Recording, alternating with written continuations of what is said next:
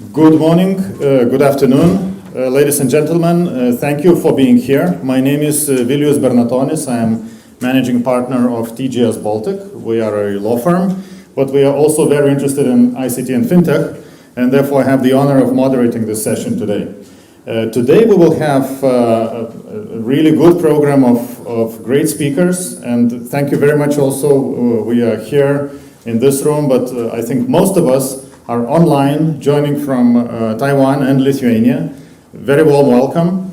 Lithuania has one of the best broadband networks in the world, but in case something goes wrong, and something can go wrong with the connection, don't worry, you will have a recording. Please ask questions on Slido, but here, since we have very little time, I would like to ask our Lithuanian friends to leave the question floor for our Taiwanese guests, so that they can ask questions that interest them. We will have time for more or less 3 questions. Now, without further ado, we have lunch after the session, so we would not like to be late to the lunch. I would like to invite for opening remarks Mr. Ming-Shin Kong, the Minister of National Development Council. Please, Minister.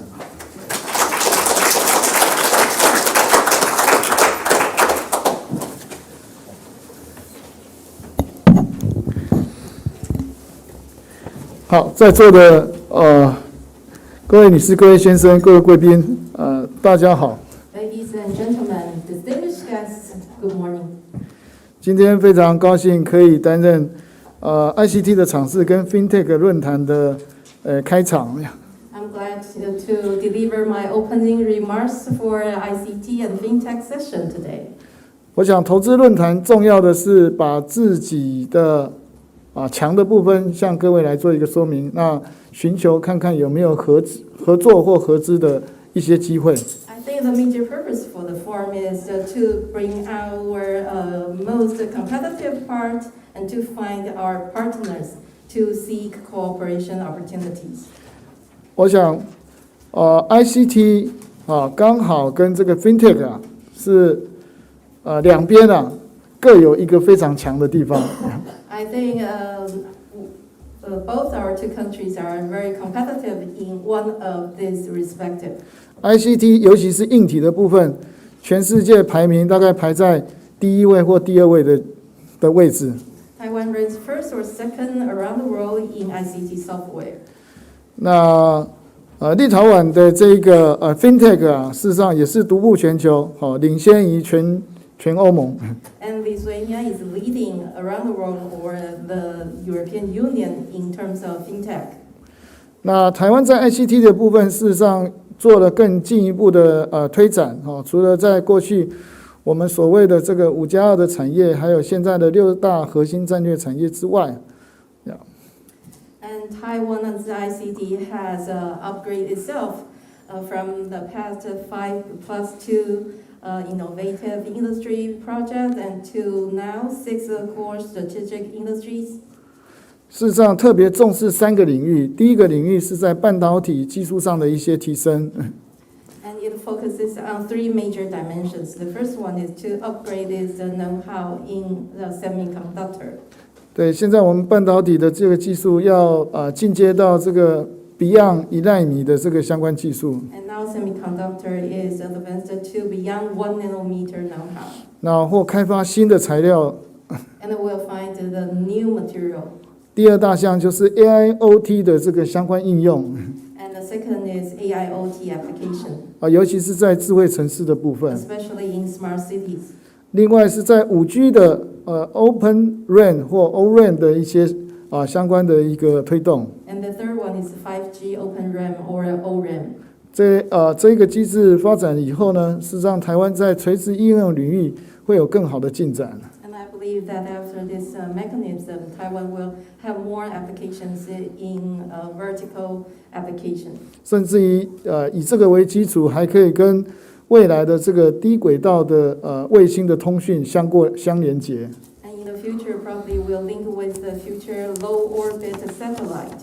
那另外一方面来讲的话 ，FinTech 的部分，台湾也有做，但是技术上应该是没有像这个立陶宛方这么样的卓越。Taiwan also has fintech, but probably is not as competitive as Lithuania.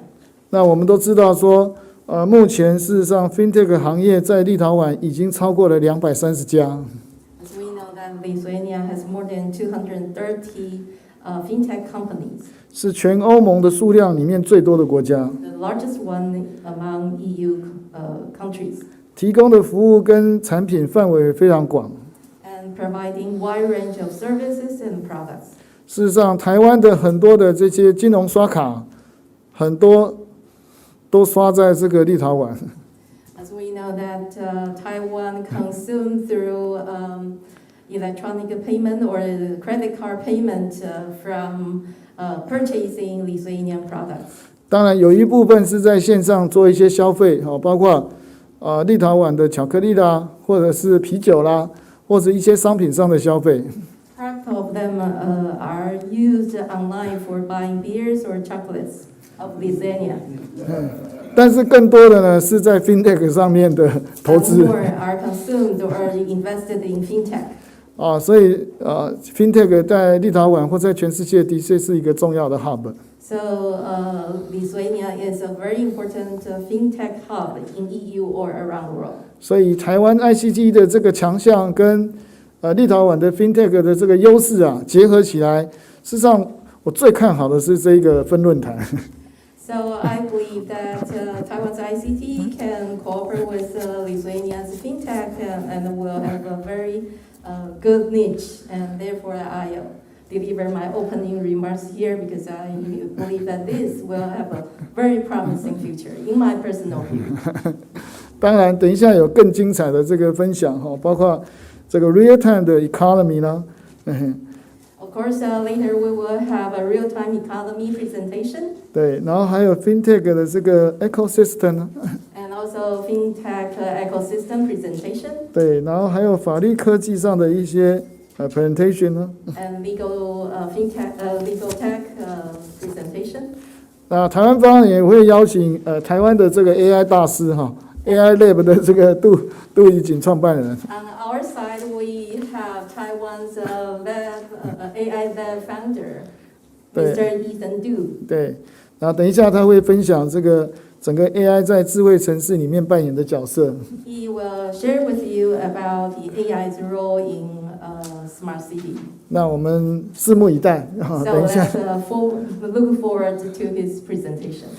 谢谢大家共同的参与，谢谢。 Thank you for your participation.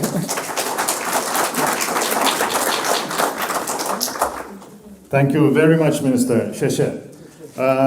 So now, and of course, the Minister has made my life very easy because he introduced most of the speakers. Thank you very much, Minister. But I will do a very brief presentation of the next speaker, Mr. Mindaugas Ubartas. Mindaugas is the CEO of INFOBALT, Digital Technology Companies Association, and he has years and years of experience not only in Lithuania, but also in Kazakhstan, Tajikistan, and other countries relating to technology issues. So Mindaugas will speak about the real-time economy in Lithuania. Please.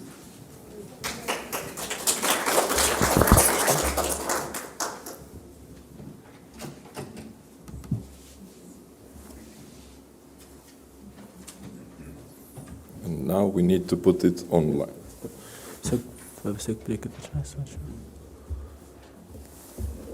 Here we go. So, yes, my name is Mindaugas. I am head of INFOBALT Association, which unites communication and IT companies. We are calling ourselves DigiTech Association. Why DigiTech and why we are not loving ICT anymore? Because we believe that ICT is everywhere. It doesn't make sense to talk about IT and communication anymore. It's enablers of real-time economy because we are doing the transactions online, real-time, and that's what makes our lives easier and faster.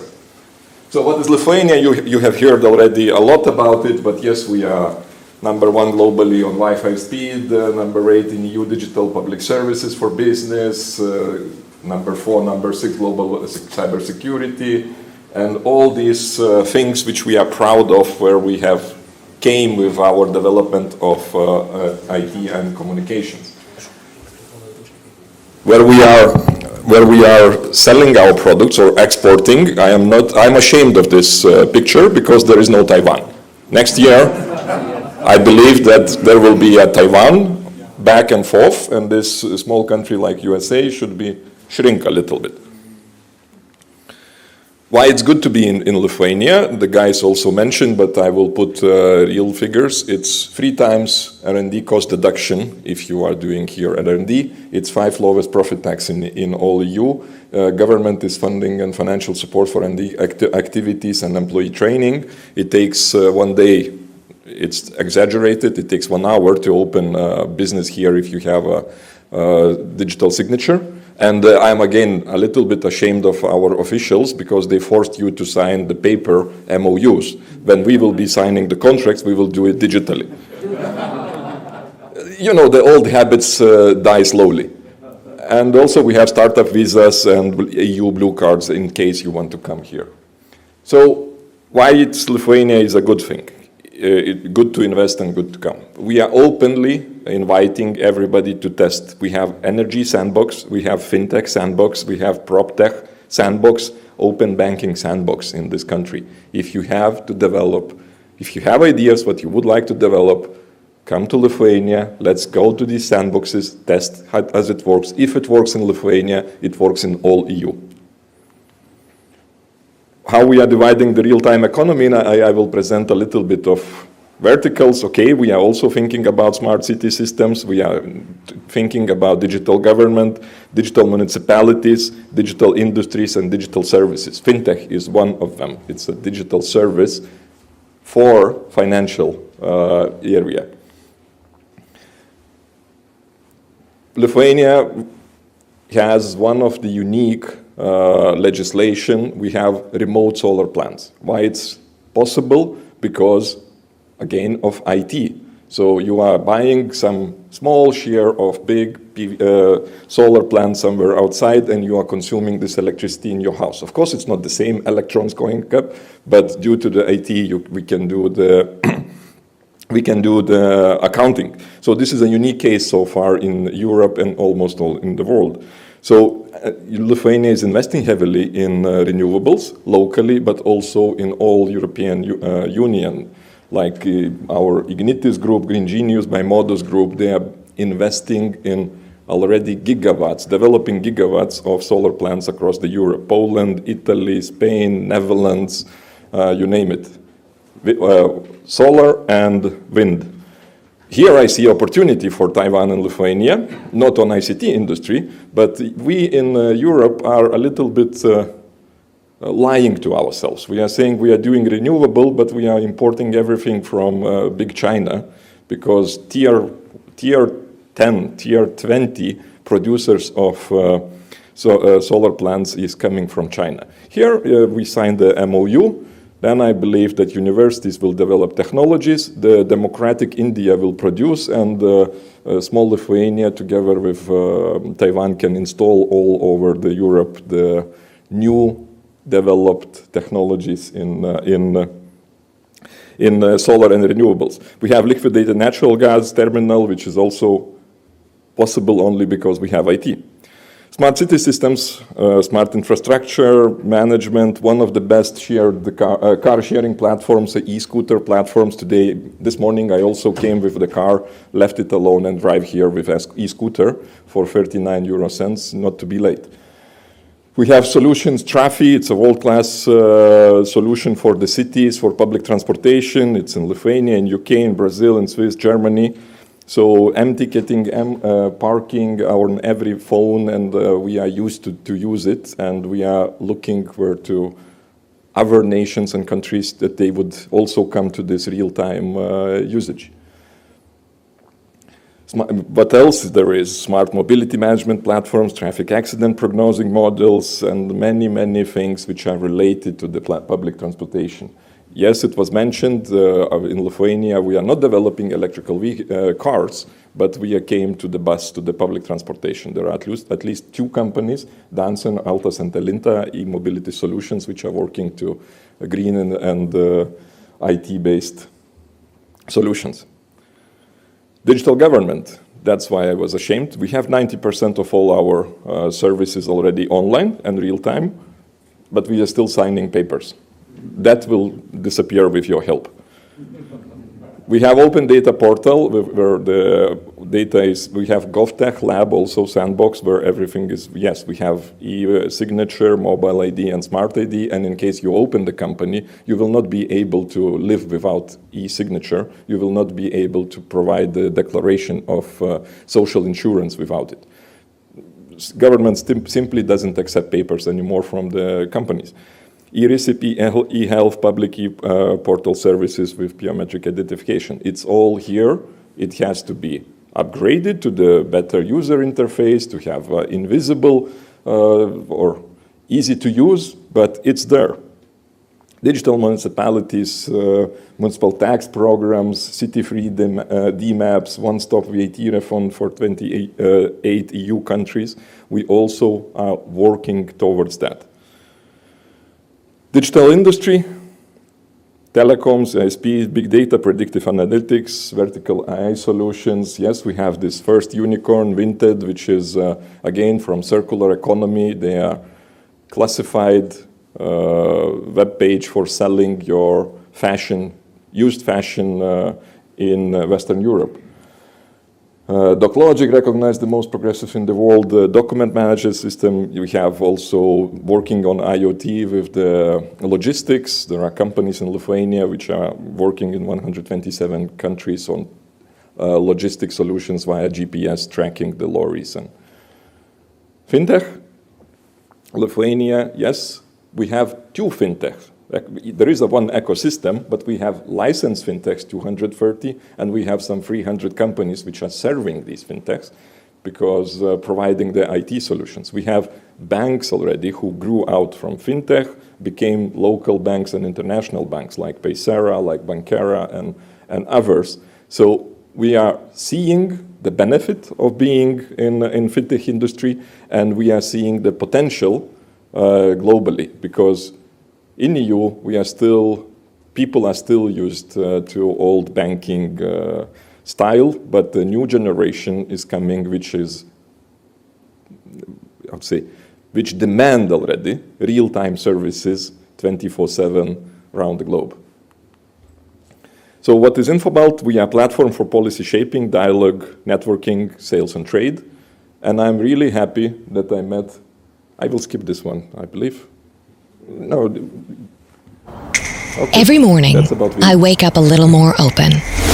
I open the door to different people and new experiences. Because I know that every moment is a chance to expand my horizons. Every morning, I wake up a little more creative. My streets are my playground, where I'm free to experiment until I find my own path. Even though I might fail, trying is what keeps me going. Every morning, I wake up a little bolder. My ground paves the way for experiments.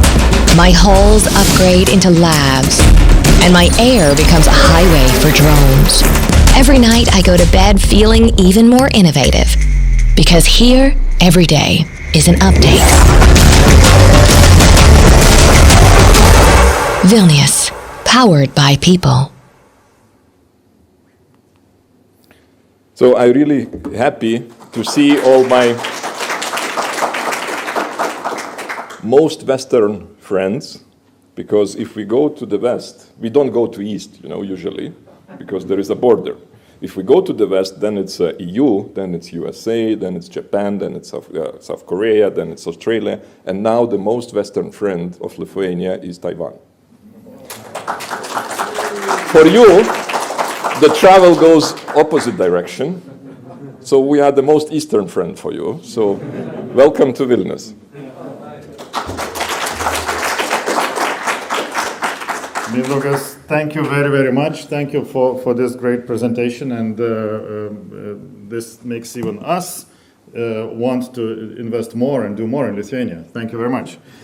Now, the next speaker comes from an innovation-driven organization which believes that a key to better risk mitigation can be fostered by RegTech solutions and data-based regulatory tools. Could you guess which organization is that?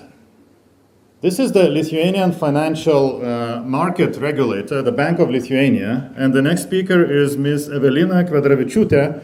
She will present the Lithuanian regulatory framework for fintechs. And that regulatory framework is one of the keys to Lithuania's success story of becoming the fintech hub in Europe. We are in second place to London. Well, by the way, London is 20 times bigger than Vilnius, so to be second place to London is not a bad place to be. Evelina, the floor is yours. Thank you for the introduction.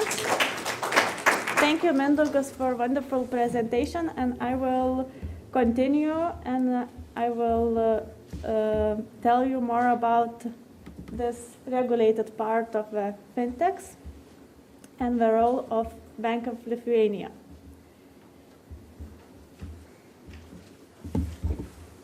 So let me begin by introducing myself. My name is Evelina, and I'm a manager for newcomer program at the Bank of Lithuania and also manager for the regulatory sandbox at the Bank of Lithuania.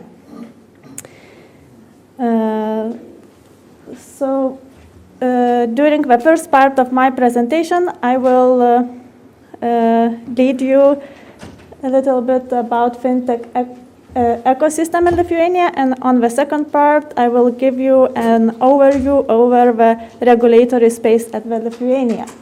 So to begin with, you can see a short history of our fintech sector. So everything started in 2016 when we have a issue in the financial sector. We have a strong concentration in financial sector, and then government together with the Bank of Lithuania, Ministry of Finance, established a plan to develop a fintech sector in Lithuania, which could help to increase competition in the financial sector. So in 2017, a newcomer program by the Bank of Lithuania was introduced. By 2018, we issued first specialized bank license for Revolut. 2019 marks the years when the technological sandbox was launched at the Bank of Lithuania. And recent development is that the email center was launched last year, which is a competence center both from private and public sides. And if we look to the composition of licensed fintech market participants, we see that payment industry is now the most covers the largest part of the industry, but we believe that in the future we will see more diversified market. Our achievements so far, as it was mentioned today, we are number 11 for doing business. We are number 10 for global fintech ranking, and we are the largest fintech hub in the EU by number of licenses issued. And why fintechs choose Lithuania? So we constantly ask market participants why did they choose to enter Lithuania market. So answers are simple. The fintech-friendly regulation and infrastructure, business environment, our talent pool, our thriving fintech communities, And also, our market is very, very great to test new business and scale them after. So here we see a few success stories.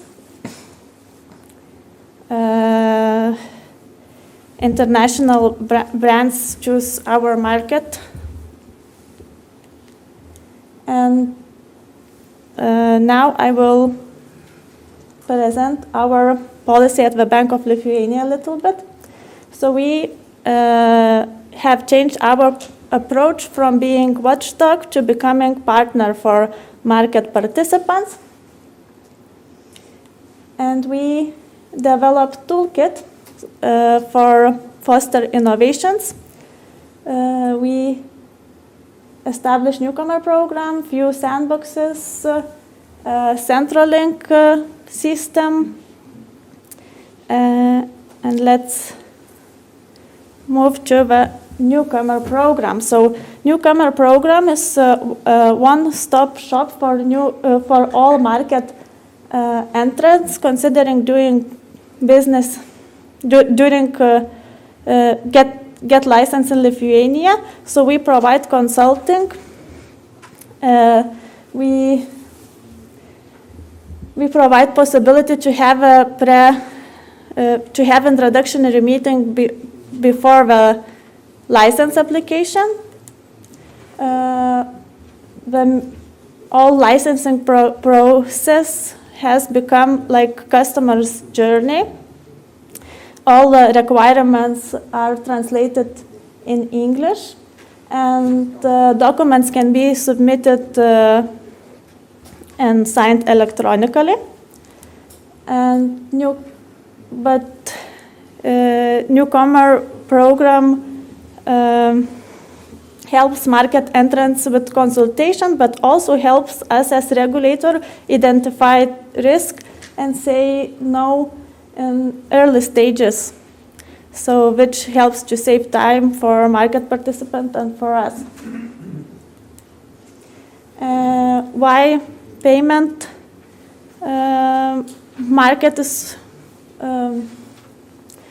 has grown in the recent years? So first, of course, due to Brexit, companies choose Lithuania to enter European market, but also we have Centralink, which is an infrastructure for payments institutions, and it allows payment service providers to have like similar to compete with banks.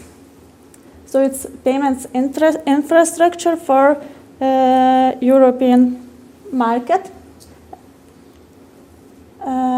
As you can see, Lithuania is the newcomer program participants comes from all over the world, and I hope that Taiwan will also mark this map. Another initiative from Bank of Lithuania side is regulatory sandbox. Sandbox is dedicated to ease implementation of financial innovation, but it also helps us as regulator to understand new business models. And criteria to enter the regulatory sandbox at the Bank of Lithuania, of course, is genuine innovation, but we are also seeking for customer benefit. Another important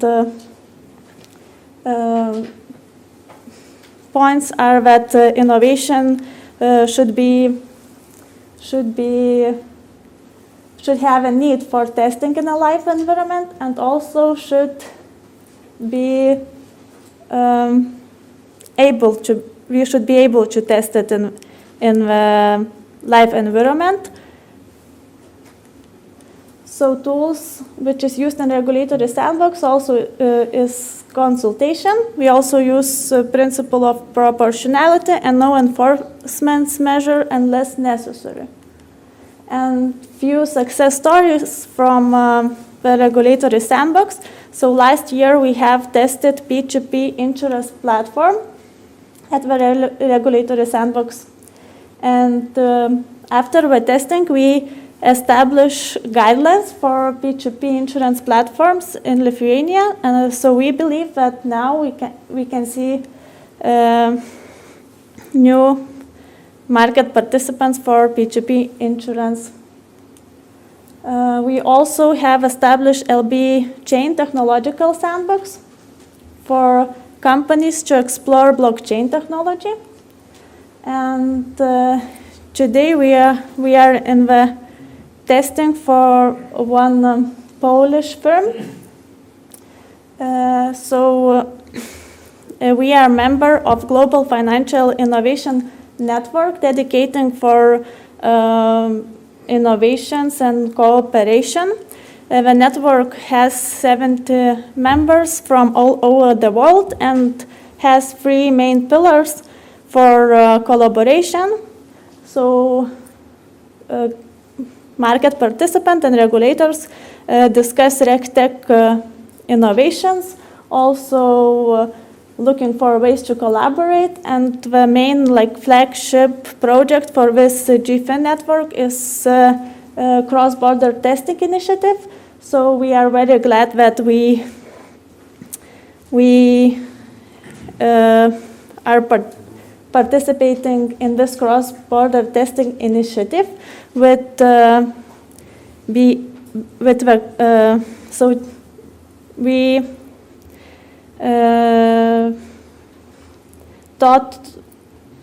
choose the company which we can test together with other regulators, and we thought what is new hot topics, and we choose ESG risk as our topic, and we have developed the tool for sustainability reports, which could be used in the future.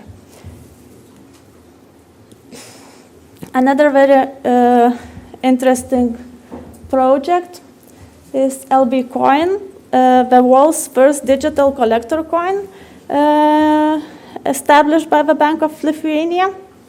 And experience of LB Coin will be used in future experiments for CBDC or digital euro. We also see that compliance techniques are shifting from know your customer approach to know your data approach, and we as data-driven organization also pay a lot of attention for data collection, data governance, and analytics. And recently, we introduced our data maturity program, and we will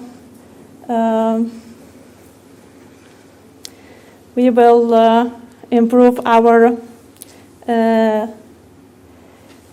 risk mitigation system internally. And I am very glad to share that we have received awards for this data maturity program. So this was quick overview about our achievements so far, and naturally the question is what's next. So now our eyes are on crowdfunding platforms, because crowdfunding regulation in the EU will be implemented in November, so companies can apply for Lithuanian license and later on can passport the license to other jurisdictions in Europe. We also are exploring wealth tech and insurtech sectors, and let's hope that we will have more diversified fintech sector in the future. And to sum up my presentation, I want to share one quote from the CEO of Lithuanian Fintech, which said that after his first visit to Vilnius, he felt that this city is a small version of Silicon Valley. So I hope that you will get the same impression today as well. Thank you.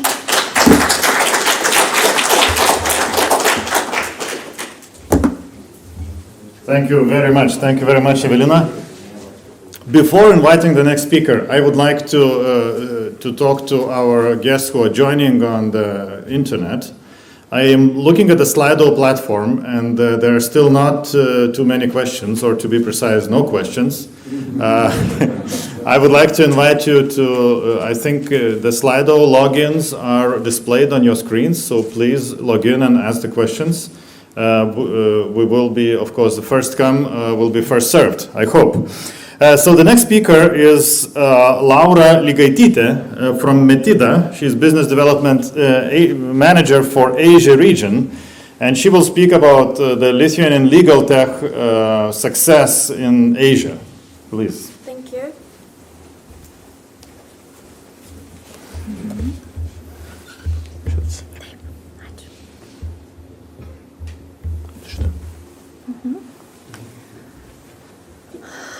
好的，那因为机会很难得，我想要先用中文跟大家打招呼。所以各位来宾，各位在线在台湾，在参与这个活动的人，大家好。因为我自己在台湾待了快8年，所以我很清楚台湾人怎么样。然后我很清楚的记得，我第一次到台湾，每一个新认识的朋友，他都会跟我说欢迎到台湾。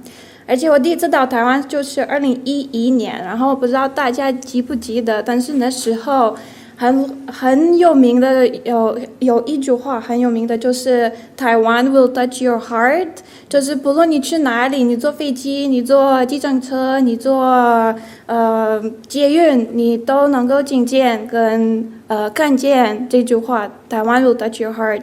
那这次看到那么多台湾人到在立陶宛，我也想要跟大家说欢迎到立陶宛。我真心希望立陶宛也会 touch your heart. So now let's switch to English language so our colleagues in Lithuania also understand what I'm talking about.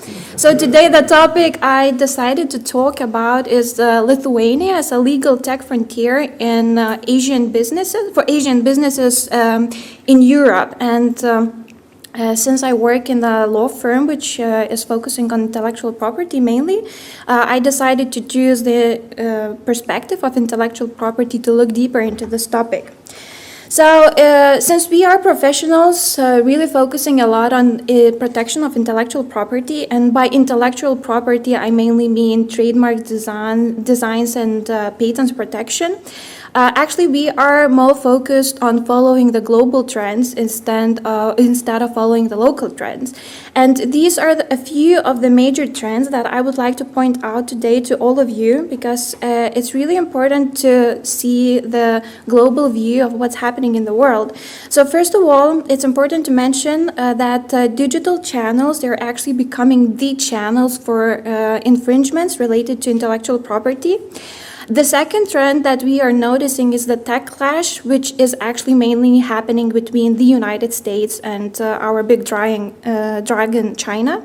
And the other one is also the patent wars, which are happening mainly due to digitalization and digital improvements.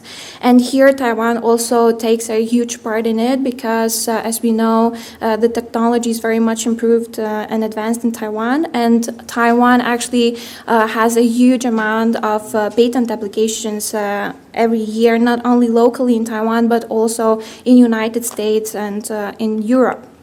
So all of these trends, they actually will lead us to one assumption or one hypothesis that the winners of digital trends and tech, they actually are the champions of intellectual property. But let's go a little bit deeper into each of these trends, and then we will see how we actually end up at the champions part.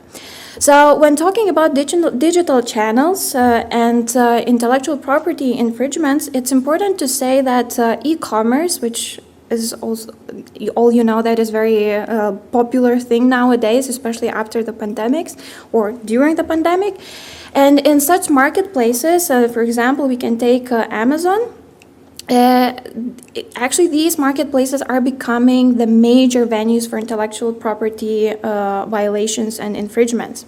And it's, of course, as you know, probably luxury brands as Louis Vuitton, Gucci, or Balenciaga, they actually are not selling their goods on Amazon, but it wouldn't be a problem to go on Amazon and find something Louis Vuitton looking, because the Amazon is full of choices for this. So this is where the intellectual property violations and infringements actually start. And I will not go deeper into the details, but when we're talking about infringements and intellectual property, it's important to mention that this happens it's not related only with designs and trademarks, but actually it's even more bigger issue when it comes to patents and patent and technology infringements. So if you look at China as an example, which is known as the biggest and the greatest infringer in the world, probably, the numbers show that USA, they actually lose from 200 up to 600 billion every year, just because Chinese are investing a lot of their financial assets into buying and acquiring various information and technologies from other places to making their own, although they are not really theirs. And this is like a sequence which results in the fact that some requirements and some regulations related to intellectual property are being more and more forcefully introduced for businesses and in daily life. So if you look at the second trend, which is the tech wars, and here we see, actually, if we look at this statistical table that we have provided here for you, for your reference, you can see that Europe is actually becoming a playground for United States and also Asian businesses in terms of patenting. These numbers are taken from the European Patent Office. It's from last year. Unfortunately, we still don't have the numbers from this year, so it's hard to compare. But if you look at the first and the fourth position, these are actually Asian businesses dominating in patent applications. And only EPO states, which are mainly European businesses, actually falling behind these four places. So these numbers, they show the power of Asian businesses and how much they dominate in terms of intellectual property. Again, let's come back a little bit quickly to China, and maybe some of you have heard, but just recently China introduced a new IP blueprint, which focuses on their IP and intellectual property protection.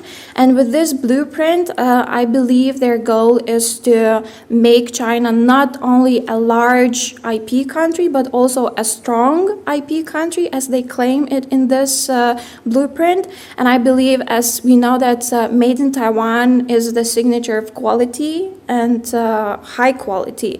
And if we say made in China, we have this feeling like, okay, maybe this is not that good.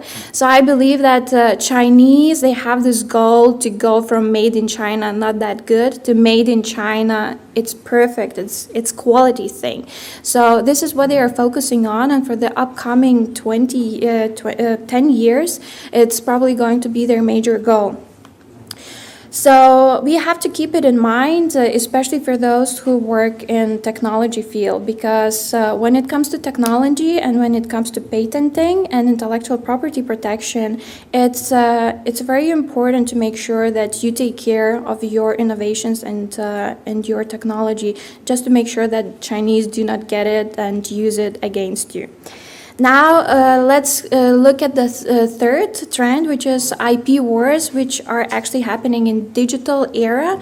So the word digital we have heard quite a lot of times today, and I think this is the reality that we are facing nowadays, and there's nowhere to go from digital.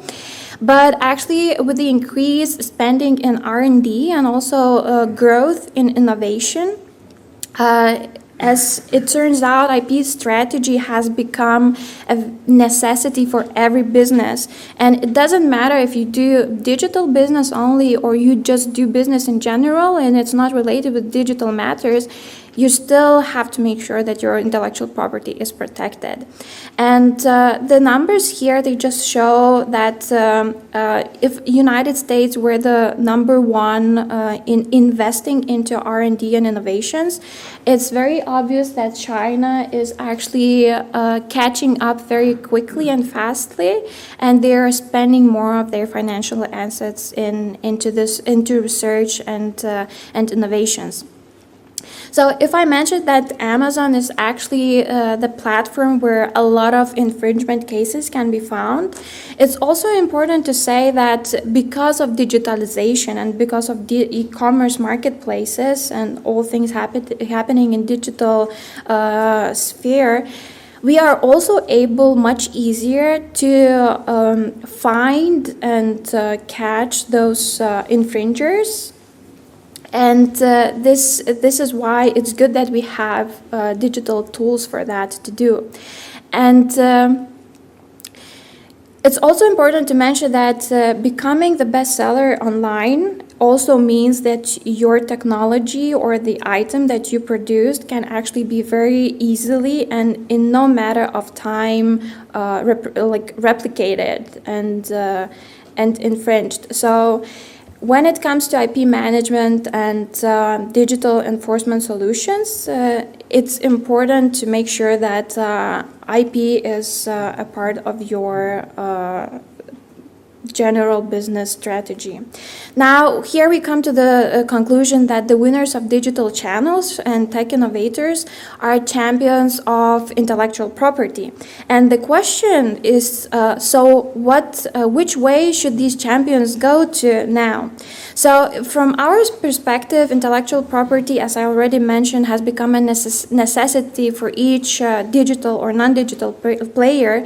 And as we believe and as we see, IP management for them has to be accessible, user-friendly, bespoke, or customized, talking in general, digital or digitalized, therefore affordable, and most importantly, their IP portfolio has to be easily managed and accessed. Now, when we talk about IP providers, from our stand, we believe that modern IP professional, and I'm not talking only about a human being, but also legal entity, should be a legal tech. And here we come to the legal tech part. And from our perspective, legal tech means that it's an integrated tool for IP professionals to execute and manage clients' IP portfolio in the most resource and cost-efficient ways. And from the client's perspective, it's a platform for clients' experience in IP management. So here is the topic that I started with, that Lithuania is a legal tech frontier for Asian businesses in Europe. And here I would like to use our journey, our example, how we are becoming legal tech, because 30 years ago we started as a legal firm, and now slowly we are becoming, not slowly, actually very quickly becoming a legal tech, mainly a global provider without borders and giving a full accessibility to our clients. And here is our example of how we are doing business in Asia, because we have been doing business in various areas, but Asia is one of our focus markets. And actually, due to digital tools and due to various IT improvements, we are able to expand much broader and wider, also in Asian speaking countries, mainly China, Taiwan, and Hong Kong, because we have been working with these areas for at least 6 years now. So we have some know-how when it comes to Asian businesses. And all this has led us to the results that we are among the top 3 representatives of trademarks and designs in the European Union. In the Baltics, we are number 1 in the field of intellectual property, and we have a portfolio of more than 4,000 active local and international clients, including Asian clients. And also annually, we submit more than 1,500 applications of trademarks and designs and more than 150 applications of patents. So this is our journey. This is how we are becoming a legal tech with incorporated in technology and IT solutions, and providing the best service that we can to our clients. And these are my contacts. I still use Line, so you can add me on Line, or you can add me on LinkedIn if you have any questions, because if you're going to do business in Lithuania, or Lithuanians, if you're going to do business in China, make sure that your intellectual property is protected. And we are here to help you in these matters. So welcome to Lithuania one more time. Thank you. Thank you. Thank you very much. Thank you. So now we will move to our guest from Taiwan, and we are really happy to have with us Mr. Yijin Tu. I'm sorry for my pronunciation. He is the founder of Taiwan Ai Labs, and he will speak about AI for resilience. Please, the floor is yours. Yeah, sure.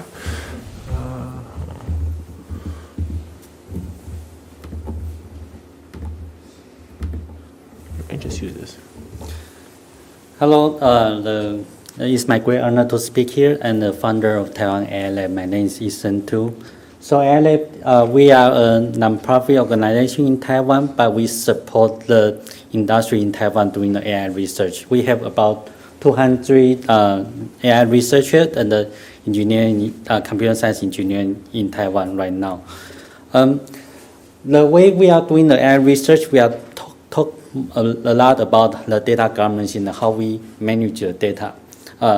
So I can take this as an example that so when the very first COVID-19 cases announced on the internet, the Dr. Lithuanian posted his report on the internet. All the social media actually take this message down, but only one social network preserved this message. That's PTT. And the reason PTT can preserve this message because this is running in a non-profit organization in Taiwan. And the way it moderates the data by the moderator that is elected by the users. So in this case, it triggered the serious action of the CDC in Taiwan to take action on the COVID-19. So Taiwan Ai Labs itself, we actually support the industry in Taiwan to build out the AI technology. But at the same time, we want to make sure our research is for the people. Like all the data we collect, we need to follow the GDPR.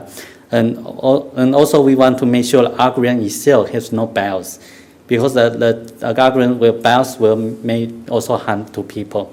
So there are some risks, for example, that is identified from the World Economic Forum. Of course, when we talk about the Fintech, because in last year, the very top issue risk identified was COVID-19. So I will take COVID-19 as an example. How we can compare the COVID-19 with the data governance that's compliance with the GDPR, but at the same time, we can leverage all the data from the person, from the hospital, to the national data information, and to collaborate with the world to do the AI research to compete with the COVID-19. So in Taiwan, we actually announced the very first federated learning platform that is in open source in 2020. And with this open source platform, like in the past, you can see when the big tech, they are saying, oh, I want to analyze or do the data research, I need to collect all your data into my data center. Or maybe in China, they will say, I want to collect all your data into the national data center. But in Taiwan, our approach, if you want to create a sandbox to quickly react to the researches, then we have this one common federated learning approach. Like for each institute, we will respect the ownership of the data. For each institute, set up your data center, then we will have one unified protocol. So the AI algorithm and data governance will follow the IRB standards, for example, for the hospital. Then we can follow the same protocol to train the AI algorithm. And this decentralized approach to train to do the data analytics, for example, in Taiwan, we were the very first one to release the Bluetooth technology to trace the virus, the context history of each individual. So we released a social distance app back in April 2020, and we have like more than 10 million of the downloads right now in Taiwan. And also in Taiwan, we have a Taiwan Clinical Trial Consortium, for example. So you can think about this way. So each hospital in Taiwan, they have a huge amount of medical data. If we want to do the AI research, but make sure the privacy, security is under our IRB, the standard, how can we create this kind of sandbox? So we leverage the federated approach. So in TCTC, Taiwan Clinical Trial Consortium, it consists more than 60 hospitals, and they have their own medical records stored in their institution. Then we can train the AI algorithm with this federated approach. So one very good example is in Taiwan. Taiwan has very few COVID-19 cases, but if we want to train a very good chest X-ray classifier, with this federated approach, we actually train the very first chest X-ray classifier that is already get Taiwan FDA EUA approval, and is already being used in the hospital.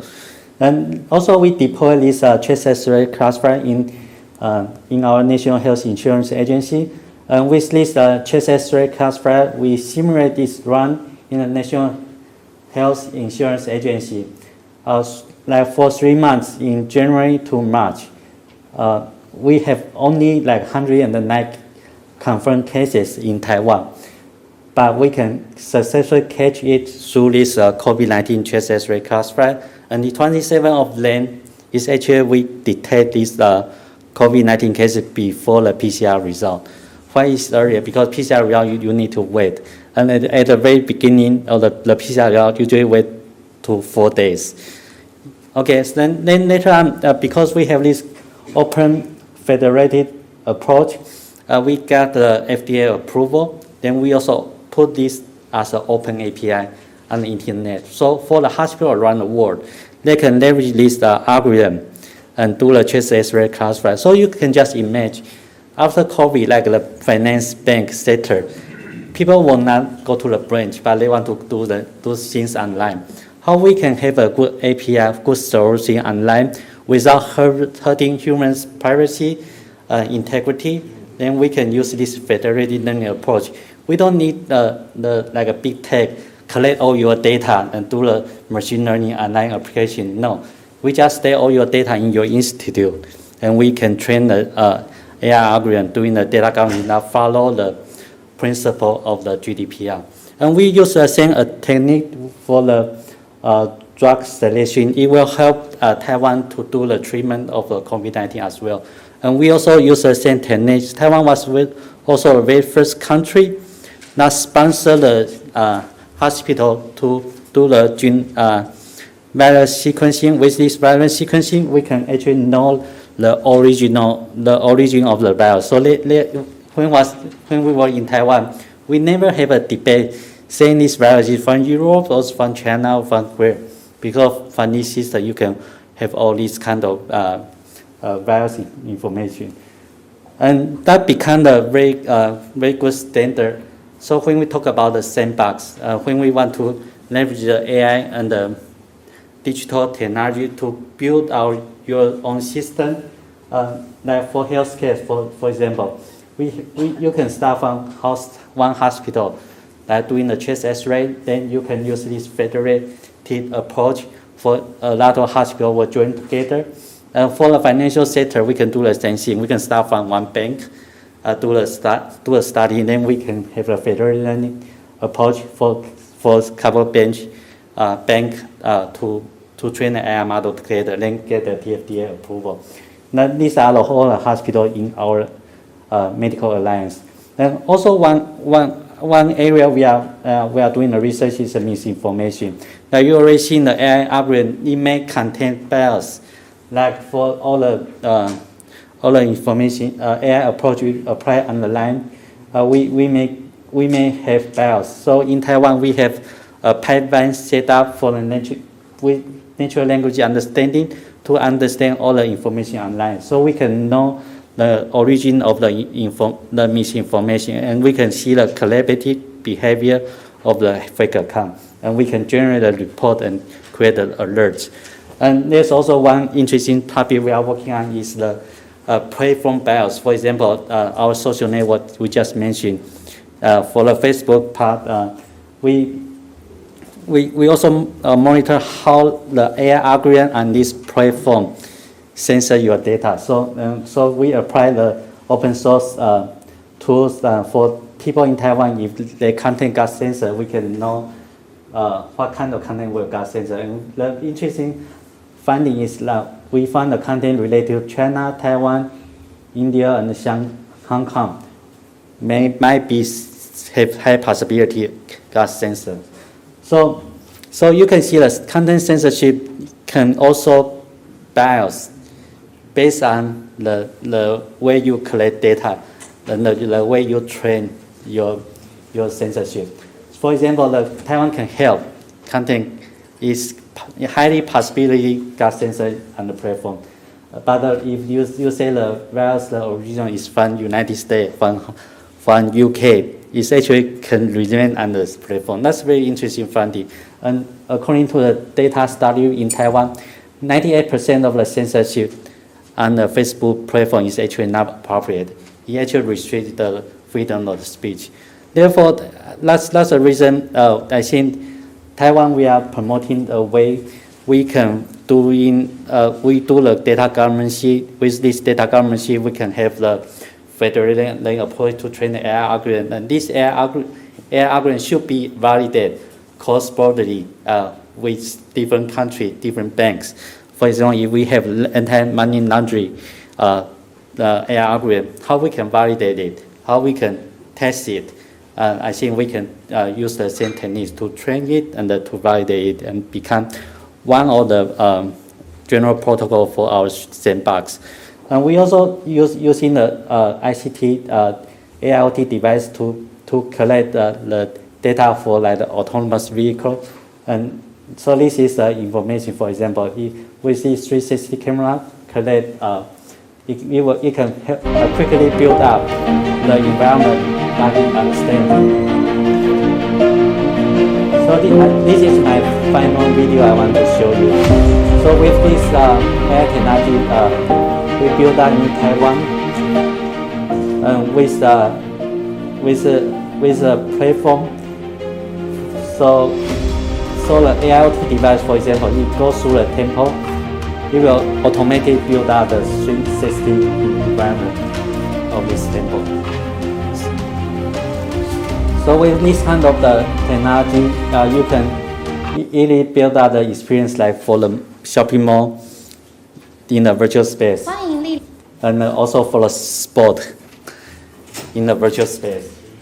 And that's what we are doing right now in Taiwan Ai Labs, and we welcome all the innovation, and we want to support all the people that want to do the research with freedom, but we also want to promote that the way we do the data governance, we need to follow the GDPR, for humans, and the way we do our AI development, we want to make sure the algorithm itself can be validated across the board. And welcome to join us in Taiwan. Thank you. Thank you very much. Thank you for this exciting presentation. I'm sorry I'm being a little bit mean showing but this is my job today. So the next speaker and the last speaker before we have a little bit of time for questions is Steve Caffrey. Steve represents SciCraft Technology Corporation. Please, the floor is yours.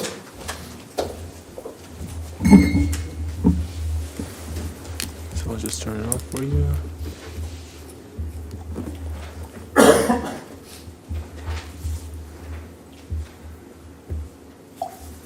Just gonna get to do this one. And speak into the microphone. Okay. Right. Yeah. So yeah, I'm Steve Caffrey from SciCraft Technology. We're the cybersecurity vendor for the Taiwan government, large semiconductor manufacturers, banking, and some other industry as well. Yeah, just for an intro, is Laura still here? Did the speaker? Oh, yeah, Laura. I can recommend a great place in Hong Kong if you're still looking for a fake Louis Vuitton handbag. Yeah, so Fintech, right? Fintech innovation. I have one here, right, for you guys. And this does tie into cybersecurity, right? There's a company called Monzo. They're like, one of those app banks like Revolut. They're probably looking for regulation. Yeah. Right? They have this great thing, and basically, I'll hide my number so you can't rob me. This is a bright orange card, right? And this is a great innovation because I can't accidentally leave it on a bar. I'm in the shop, I can't leave it in the machine. It's very visible, it's very there. And visibility, I think, in security, they go hand in hand, right? So that's what our products are all about. They're very visible. So to give you an overview, what do? We protect governments, chip manufacturing, armed forces, banks and financial, like I said, Fortune 500, airlines, high tech, everyone else. A lot of our customers actually with the Taiwan delegation probably watching. I hope my boss isn't watching. Something unique about our company is that our products, we say they're forged at the front line, right? Because we're in Taiwan. We're a very high tech economy. Everything's digitalized. And we have a very sophisticated near neighbor, who would very much like to get their hands on Taiwan's IP, not through legal channels. They told me not to get political with my presentation, but basically, someone's removed Winnie the Pooh from this. That's probably for the best. 5 letters sounds like China. Some recent winning that we've had. In 2019, the Taiwan semiconductor industry was hit with a massively sophisticated cyber attack. We protected some of the companies who were our customers. Other companies using other solutions that weren't AI-based, that heavily relied on human operators, they weren't so lucky. We detected in our remediation for the other firms that these companies had been infiltrated and data exfiltrated over a long period of time. We were called in to do the remediation. We helped those customers recover, in some regard, and then they became our customers, which is great. So in August 2021, we put the Russian Prometheus ransomware gang out of business. We released a decryptor that allowed businesses, individuals to recover their files. And at present, we've had thousands of downloads. And we can see people are using our tool around the world to recover their data, which is pretty cool. Every day we're protecting our customers from cyber attacks, which have gone up about 71% per year since the start of the pandemic. And we expect that to increase. So when you've got this, massively increasing, cyber risk, right? So how do you keep up with it, right? Because there aren't new security analysts being made every day. So we make products that are fast, accurate, simple, and thorough, right? They should be quick, they should be simple to use, and you should get the job done first time. What's different about our products? We can do a site-wide audit in 10 minutes instead of 1 to 5 days. This is an innovation. This is something as a Taiwan company only we can do at that speed. And that efficiently, one analyst can cover 150,000 endpoints. So endpoint for non-technical people is your computer, your phone, your internet-connected fridge, your toaster, anything that can connect to the internet and, cause problems. and we do it fast and very accurately. So MDR is like surveillance system for inside your network, right? So we monitor all user and file and network behavior on an ongoing basis. So several times per day, we will conduct deep dive digital forensics, which would take hundreds of hours from another solution. We do it on every endpoint, automatically several times a day. Compromise assessment, you're coming up for an IPO or a merger, or you're going to a new market and you need to comply. We will make sure that your house is clean or clean enough to meet regulations. Threat landscape relevant to Taiwan and Lithuania. So we've got nation states. You've got your cozy bear next door, and we've got our dragon. Ransomware cost the world $20 billion in 2021. Yeah, and it's only going to increase. And then script kiddies. This is basically, I can go online right now. I can buy malware. I can upload it on the unsecured hotel Wi-Fi. And maybe I can steal some credit card data, or I can ransomware the accounting computer, and that will cost me next to nothing. And anybody could do that. Your disgruntled IT employee, your janitor, that's something that is also growing as part of the threat landscape. So what do these things have in common? They're all very automated threats, right? And how do we combat automation? We do it with automation. So we leverage several advanced AI to do the job of security analysts. So very quickly, the challenge that a lot of firms have had, and we also had, was that if you ever see cybersecurity logs, maybe 1 in 10,000 alerts is legitimate, right? You can't train an AI with that 1 in 10,000 use case unless you're as smart as Ethan, right? And it makes it really, really difficult for us to train something that's reliable. So what happens is solutions, they tend to err towards false positives, right? And if you have a smart system that's making false positives, a human has to go see that false positive and sift through it, right? So you end up just making your human analyst busy in a different way. So we say it's not AI, it's noisy rule-based alerting, which is the case for most, American solutions. Yeah, so we, as I said, I've already covered that. I will speed up because we're tight for time. We've got 2 minutes. We're better than everyone, as you can see here. So the benefits, if you're employing cybersecurity AI, right, what's the difference? So we remove the need for that human analyst to go do that investigation, right? So you get your initial detection. Something's gone wrong in the network. You wake up at 4 a.m. in your underwear to an alert. But we also, at the same time as the alert, we've also given you a full investigation. We've done a full incident report, and we've done a full attack storyline. How did they get in, what did they do, what did they take, what did they try to take. And a remediation plan, this is how you fix it, which is usually just unplug everything and call us, If you use, foreign vendors, other companies who maybe have a bigger market share in other parts of the world, you get the alert, right? And then you have to call your IT guy, and he has to spend several hours to do this, right? But when you think, well, the attack is ongoing, right? What do you want? You want the first one, right? So that's that's something we do that's great. Us getting our product into the European market is it's fraught with complication, but this is something this is somewhere we see the rest of the market going. So I think if you guys are interested in learning more about what we do, I'm around, and I'm easy to spot because I'm the least Taiwanese-looking member of the Taiwanese delegation. So there you go. That's it. Yeah. Thank you. Thank you, Steve. Okay, so this is lunchtime. Yes, but we promised that there would be a chance to ask questions. I will check for the last time Slido. No, Slido is unpopular today. So this is a chance then for people in the audience to ask questions. Yes, please. Yeah, we need the microphone here. Okay. Thank you. I really appreciate all your time. Just a question. Like today, we have quite a few presentations talking about the ICT advancement, Fintech. Actually, your people are highly educated, very good infrastructure, all those good things. However, I find out from the EU, the Vienna Technology Institute, the evaluation of 300 mid-sized European cities, the 6 categories of the smart applications.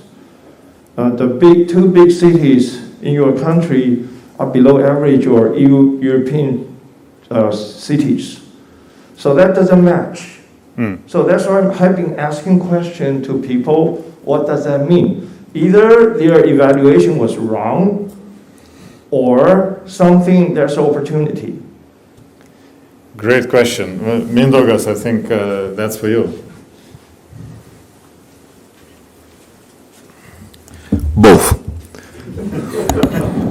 There is a huge opportunity because even our ministers and rectors are still signing on paper.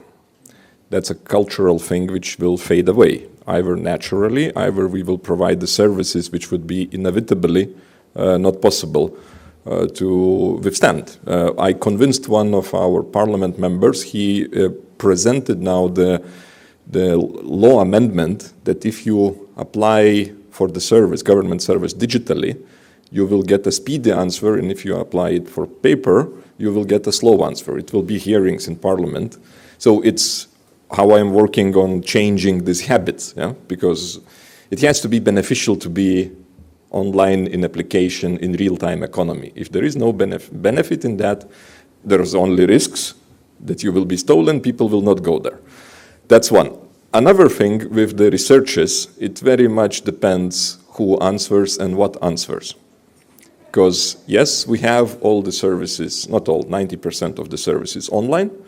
The problem is that not everybody knows, and who fills in this, our Lithuanian language is not the most popular in EU, in Vienna especially. If they fill in only the research from the web, then we may be average. So we have a huge opportunity to onboard even more society to the real-time economy. At the same time, we have a huge opportunity to improve our real-time economy by speeding up the things. Very good, thank you very much. Thank you. Thank you. Any more questions? Yes, please. Ladies and gentlemen, very thank you your time and the presentation from today until now. So I could follow your information. I'm very surprised. You are one type of one explores the technologies, telecom, the service outside of your country. So I would like to ask him because as we know, in the European is a top leader, the telecom operator, should be like the BT or HomeG, like the Vodafone, something like this kind of GN company. But how come you provide the export, the telecom the service outside in the European? So I would like to understand, and I'm more like interested about this point. Thank you.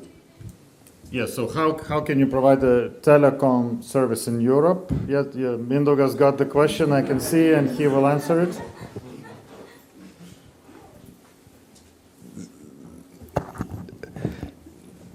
Our European friends, they are solving the questions which we forgot ages ago. And why it happened, because I was working in telecom industry from year 2000 in Lithuania. We have been so competitive and we have been so investing heavily into infrastructure. When Germany, France, Ireland, Spain, they were still building copper, it was built fiber in Lithuania. So we overinvested, but we benefited in the long run. And the companies which did it also benefit from that. Where we are ashamed now that we don't have 5G yet. But maybe it's a good thing because one of your priorities is that you will build an Open RAN.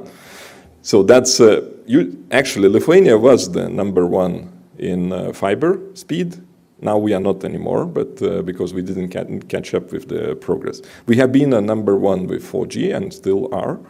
And we would like to be #1 in 5G. We are late. We are one of 2 countries. Why? If you ask us, it's not that we don't wanna. It's because our friendly bear, Russia, is not allowing to use our frequencies. They are saying that it's interference. They are using it for military service, and that's why we are a little bit punished now. So when it comes to Europe, Europe didn't have such a nice development of telecoms. Germany Europe, I don't know, it's not written in the newspapers, but when the COVID strikes and we went all to the lockdown, European countries went to YouTube and asked to decrease the speed of high quality to 720 pixels because the network started to collapse because it's old technologies. In Lithuania, we don't have this one. How to expand that? We are a very competitive nation. They need to hire more Lithuanians to management boards, you know. Thank you. Thank you very much. Okay, well, I will risk one more last question. If somebody would like one last question. No, okay, so thank you very much. Thank you for your patience. We've been a little bit over time. I think it was worth it, definitely. Thank you very much to all the speakers. And this is a networking event, so I'm sure you will get in touch, and I'm sure you will speak to Evelina and to Mindaugas more, and to colleagues in Mandarin. I will ask separately what you said, but thank you very much. This was a pleasure, and now is lunchtime, so have a good lunch. Thank you.